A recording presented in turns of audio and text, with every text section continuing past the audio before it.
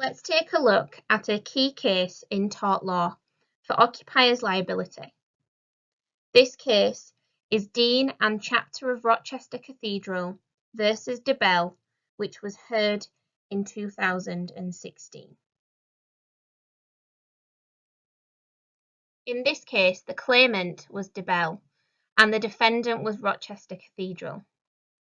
The claimant and his wife were walking within the precinct of Rochester Cathedral.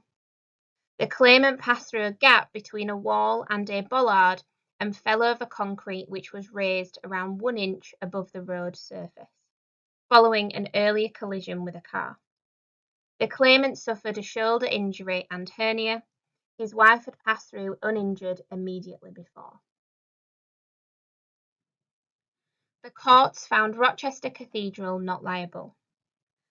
The common duty of care in occupiers' liability extends to requiring occupiers to remove dangers which have materialised, even though the occupier did not cause them.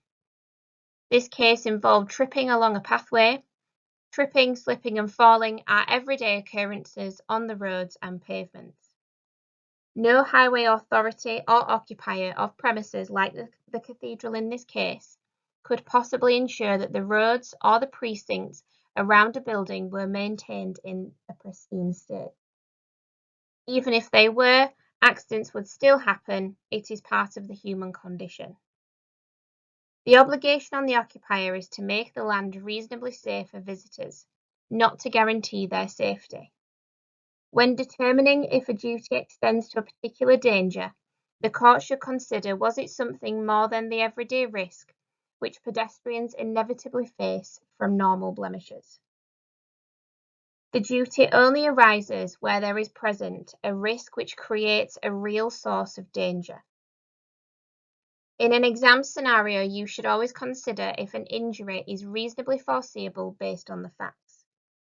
In this case, a fall from a small bit of raised concrete was not reasonably foreseeable, meaning anything that is an everyday risk cannot result in liability.